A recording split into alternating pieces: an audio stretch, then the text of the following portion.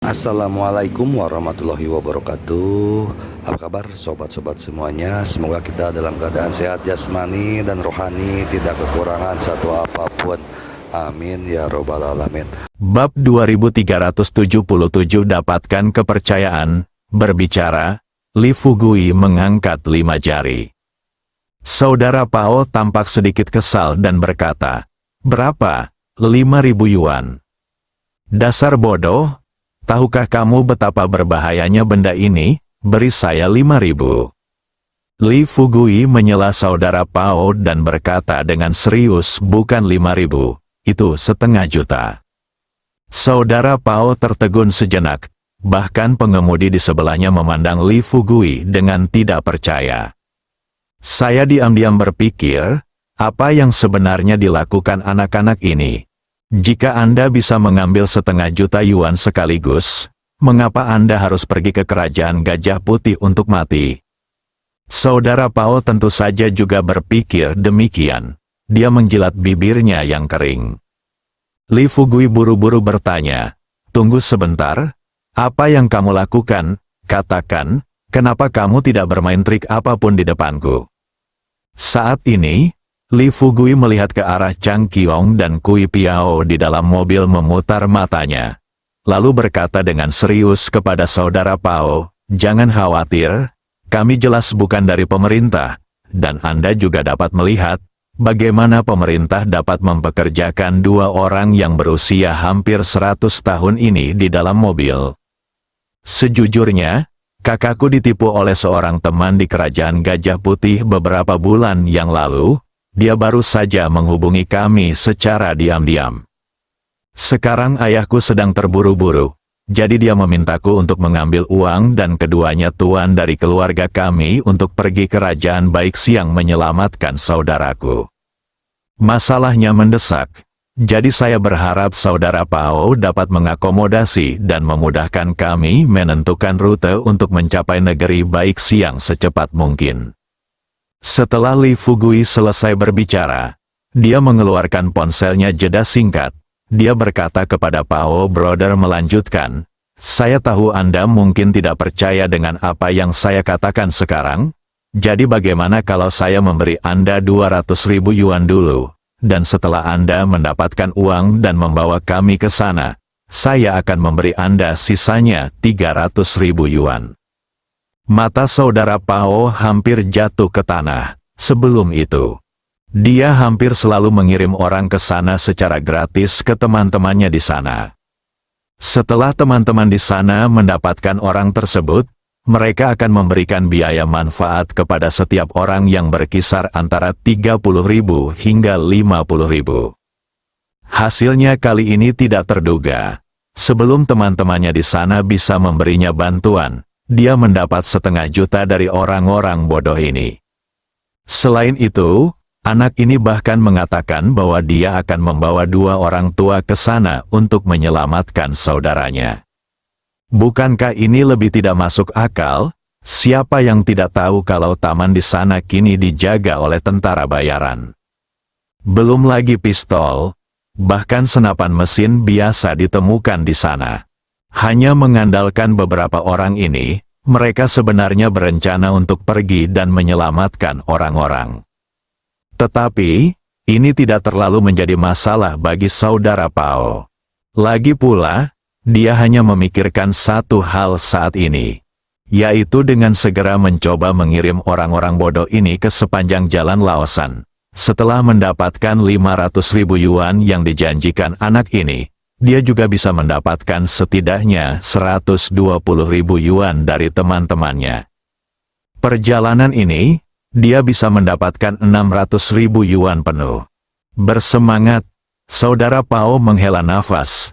Dalam hal ini, saya tidak akan berbicara omong kosong yang tidak perlu kepada Anda. Jika Anda ingin pergi ke kerajaan Baik Siang dari Laosian, Anda harus mematuhi pengaturan saya dan mengikuti saya dengan cermat. Jika terjadi kecelakaan, jangan salahkan saya karena tidak memberitahu Anda sebelumnya." Li Fugui berpura-pura khawatir dan bertanya, Saya ingin tahu apakah Anda dapat memberitahu kami dengan cermat kecelakaan apa yang akan terjadi setelah kejadian itu. Sedikit, dia berkata dengan arogan, Anda mungkin tidak mempercayainya. Tapi saya dapat mengatakan yang sebenarnya, Gunung Laosan ini terhubung dengan Pegunungan Fumo. Dan Pegunungan Fumo pada awalnya adalah tempat di mana semua jenis monster berkumpul. Jadi, di Laosan, semua serigala, harimau, dan macan tutul adalah makhluk terendah. Ada beberapa monster yang lebih kuat, misalnya, ular piton spiritual, beruang buta yang bisa berbicara, Del. Tapi jangan terlalu khawatir sekarang, selama aku di sini. Bahkan jika kamu bertemu monster, mereka akan menghindariku. Li Fugui hampir tertawa terbahak-bahak ketika dia melihat Brother Pao tampak seperti dia yang terbaik di dunia. Ayo. Dia mulai bersaing dengan sekte tersebut, terutama rencana penaklukan 6 sekte besar. Hingga saat ini, sarafnya pada dasarnya dalam keadaan tegang. Tapi sekarang, setelah secara tidak sengaja mengalami kejadian ini, Li Fugui merasa sedikit lega. Ada senyum cerah di bibirnya, sengaja menunjukkan ekspresi kekaguman. Dia sibuk memanggang rokok untuk Saudara Pao dan berkata sambil tersenyum, Saudara Pao memang seorang Jianghu tua. Saya tidak berharap Anda mengetahui tempat seperti Laosan dengan baik. Sepertinya saya punya mengandalkanmu kali ini ketika aku pergi ke negeri baik siang. Ya. Saat dia berbicara, Li Fugui mentransfer 200.000 kepada Saudara Pao. Setelah Saudara Pao mendapat 200.000, rahangku hampir terjatuh karena gembira. Dia menyeringai dan berkata, bicaranya mudah, kakak senang sekali melakukan sesuatu, jadi aku tidak bisa melakukannya, bukan? Baiklah, ayo ke mobilku dulu dan ngobrol sambil berjalan. Melihat Saudara Pao hendak membawa pergi Li Fugui dan yang lainnya, segera mendatangi Saudara Pao, mengangkat kepalanya, dan berbisik kepada Saudara Pao dengan penuh semangat, Saudara Pao, lihat. Saudara Pao mendengar ini, dia menatap tajam ke arah pengemudi itu. Dia tampak marah dan mengumpat, jika ada yang ingin Anda katakan, harap tunggu sampai saya kembali. Apakah Anda lumpuh? Apakah Anda masih takut saya akan melarikan diri? Pengemudi itu tidak punya pilihan selain berbalik dan pergi dengan ekspresi malu di wajahnya. Saudara Pao meminta Li Fugui dan yang lainnya masuk ke dalam mobil, menginjak pedal gas, dan melaju menuju Laosan. Dalam perjalanan, Saudara Pao memperkenalkan kepada Li Fugui dan yang lainnya, biar saya beritahu Anda, jalan ini, selama kita cepat, sebenarnya akan memakan waktu kurang dari 3 jam. Kita bisa melintasi Laosan dan sampai di sana dalam 2 jam. Kamu ingin pergi ke taman untuk mencari saudara-saudaramu, kan? Belum lagi, kebetulan aku kenal banyak teman di taman sebelah sana. Tahukah kamu di taman mana saudaramu berada? Li Fugui menyebutkan nama secara acak. Nama saudara laki-laki saya adalah Li Sang. Mengenai taman mana dia berada, dia tidak memberitahu kami. Dia hanya memberitahu kami bahwa itu adalah taman terbesar di sana. Sesuatu dan buru-buru dia tersenyum dan berkata, kebetulan sekali, kebetulan sekali. Haha, saya tahu taman yang kamu bicarakan. Num, kalian benar-benar beruntung. Sepupuku kebetulan adalah supervisor dari orang paling berkuasa di sana. Jadi, karena kamu sudah memberiku 500 juta, aku akan meneleponmu sekarang untuk bertanya, sepupu, minta dia mencari tahu jika ada Li Sang yang terkenal di taman. Jika ada, kamu bisa pergi ke sana dan membayar lebih sedikit, bawa saja dia kembali. Kata Saudara Pao, tapi aku berpikir dalam hatiku, Nenek, aku tidak peduli tentang apapun sekarang, selama aku menipu kalian bajingan di sana dan menyerahkannya kepada Tuan Bai. Lalu apakah kamu hidup atau mati? Apa gunanya? Hubungannya denganku. Apakah kamu tidak tahu, setiap kata dan segala hal yang dia pikirkan dalam benaknya dipahami dengan jelas oleh Li Fugui. Bab 2378 Jalan Pegunungan Curam. Setelah melihat ke dalam pikiran saudara Pao, Li Fugui terus berakting dengan brother Pao.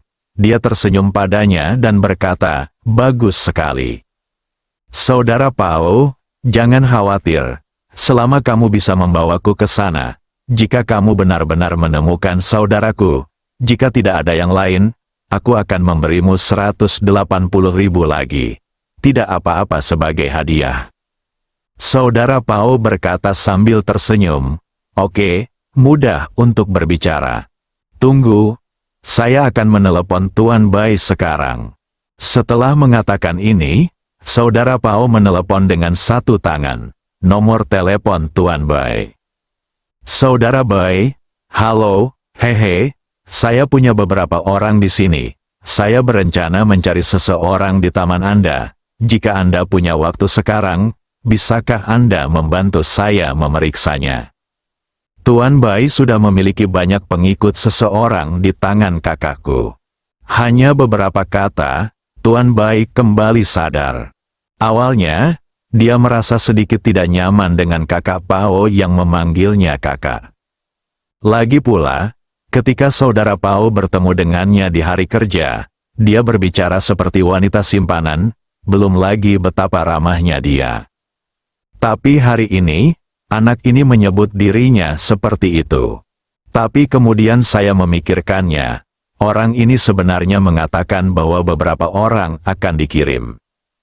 Tuan Bai berkata sambil tersenyum, "Baiklah, beritahu saya nama Anda dan saya akan memeriksanya sekarang." Saudara Pao berbalik dan bertanya kepada Li Fugui dengan serius, "Ngomong-ngomong, saudara, nama Anda Li Sang, kan?" Mengangguk setuju. Saudara Pao kemudian tersenyum pada Tuan Bai dan berkata, "Li Sang, nama orang yang mereka cari adalah Li Sang. Tolong segera periksa ke sana." Tuan Bai kemudian berkata sambil tersenyum, "Ya, memang ada orang ini. Dalam hal ini, segera bawa mereka ke sini. Saya akan mengirim seseorang untuk mencari Li Sang. Ketika mereka datang ke sini, mereka dapat melihat Li Sang." Saudara Pao tampak bahagia dan tersenyum pada Li Fugui dan yang lainnya. "Bagaimana? Aku baru bilang aku bisa menemukannya kan? Tunggu saja, sesampainya di sana, kalian saudara bisa bertemu. Tunggu aku di tempat yang lama." Setelah keduanya menyepakati waktu dan tempat untuk bertemu, saudara Pao menutup telepon. Sambil bersenandung sedikit, dia melaju menuju Laosan. Kurang dari setengah jam, sekelompok orang tiba di kaki Gunung Laosian. Saya harus mengatakannya, saudara Pao sangat mengetahui medan di sini. Dia melewati tentara yang memeriksa. Dia membawa Li Fugui dan yang lainnya langsung ke hutan lebat. Butuh waktu kurang dari 10 menit untuk berjalan kaki ke gunung. Langit yang masih terlihat terik matahari tiba-tiba menjadi berkabut. Pada saat ini, saudara Pao berbisik kepada Li Fugui dan yang lainnya, "Kalian semua harus mengikuti dengan cermat. Ingat, yang terbaik adalah tidak berteriak keras atau membuat suara-suara aneh di sepanjang jalan." Jika itu benar-benar terjadi, Li Fugui mengangguk setuju. Tapi yang dia pikirkan sekarang bukanlah iblis. Ini cuaca di sini. Ketika mereka datang ke sini, Kui Piao dan Chang Qiong sudah mengatakan bahwa pegunungan Fumo dipenuhi jurang, cuaca tidak menentu, dan hutan dipenuhi racun. Awalnya, dia merasa perkataan Kui Piao dan Chang Qiong agak berlebihan. Tapi sekarang sepertinya, meski belum pernah menemui miasma atau semacamnya, memang benar cuaca di sini tidak bisa diprediksi.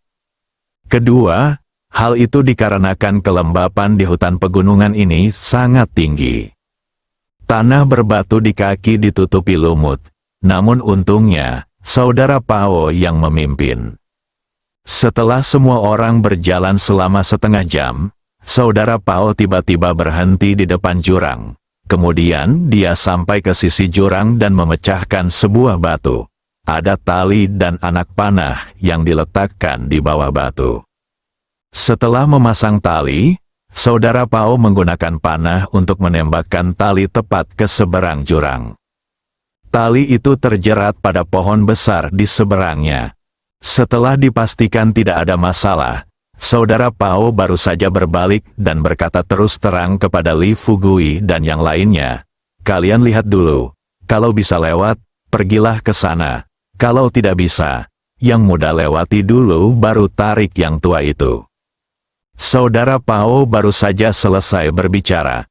Kui Piao adalah orang pertama yang melangkah maju dan berkata sambil tersenyum, "Kita bisa menyeberangi jurang sekecil itu tanpa tali." Li Fugui ingin menghindari menunjukkan kekurangannya terlebih dahulu. Dia segera berkata kepada Kui Piao, "Saudara Kui Piao, jangan pamer. Mari kita tunggu kita bertiga pergi dulu, lalu menarikmu dan Chang Qiong."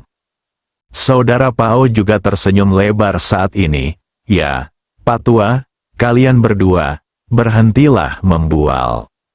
Akan lebih aman untuk menyeret kalian berdua ketika kita sampai di sana." Setelah mengatakan ini, Saudara Pao bercanda lagi sambil tersenyum. "Tetapi meskipun demikian, nama kalian berdua, orang tua, cukup menarik, Kui Piao, Chang Qiong." "Haha, saya tidak tahu siapa Kui Piao." Sepatah kata. Li Fugui berkata setengah bercanda. Bunga matahari meledak. Saudara Pao memanjat tali dan berkata sambil tersenyum, "Haha, bunga matahari yang meledak itu menarik. Namanya sangat menarik." Sambil berbicara dan tertawa, Li Fugui, Pao Ge dan lainnya merangkak melewati jurang. Segera setelah itu, Saudara Pao menemukan tali di sisi berlawanan dan melemparkan tali itu ke Kui Piao dan King Qiong dengan cara yang sama. Lalu dia berteriak kepada mereka berdua, "Kamu tahu cara mengikatnya dengan erat, kan?" Chang Qiong dan Kui Piao saling memandang tanpa daya. Mustahil, sekarang Li Fugui telah meminta mereka melakukan ini. Mereka hanya bisa mengikuti apa yang dikatakan Li Fugui, menyembunyikan kekuatan mereka terlebih dahulu, dan membiarkan orang menyeret kedua pemimpin sekte itu seperti anjing sampai mati. Saudara Pao menghabiskan banyak upaya untuk menghasilkan uang ini. Setelah menarik Chang Qiong dan Kui Piao, kakak Pao sudah kelelahan. Dia duduk di atas batu di sebelahnya, merokok, dan berkata dengan terengah-engah, "Lain kali kamu pergi keluar, jangan bawa orang tua seperti ini bersamamu. Itu tidak mudah. Sungguh tidak mudah." Li Fugui melanjutkan menyanjungnya. Dia benar-benar bercanda dengan kejadian ini, jadi dia sangat santai. "Kamu benar, tapi menurutku ini yang terakhir kalinya. Selama kita menemukan saudaraku, kita akan mengeluarkan uang dan kembali ke jalan lain." Saudara Pao mengangguk dan tersenyum. "Ya, kamu bilang itu masuk akal. Ayo maju." Saudari Ming menatap lurus ke depan. Yang dia lihat adalah gunung tinggi di depannya. Jadi dia dengan penasaran bertanya kepada Saudara Pao, "Saudara Pao, ada gunung tinggi di depan kita. Dengan kecepatan kita saat ini, kita mungkin tidak dapat mendakinya meskipun hari sudah gelap, bukan?" "Siapa bilang kita harus pergi ke gunung? Lagi pula, jika kamu pergi ke atas gunung, akan mudah ditemukan oleh tentara di sini. Ketika peluru datang, kita semua akan terbunuh. Biar ku beritahu, ada sebuah gua di kaki gunung di depan. Tunggu sebentar. Setelah kita lewat di sana, kita bisa langsung melewati gua dan mencapai sisi seberang gunung. Lalu kita bisa berjalan menyusuri jalan setapak di seberangnya sejauh lebih dari 1000 meter, dan kita bisa langsung menuju jalan raya negeri Baik Siang. Kalau kita sudah sampai di jalan raya, hei, kita bisa langsung mencari sepupuku. Kita bisa mengambil mobilnya dan langsung pergi ke taman. Bersambung.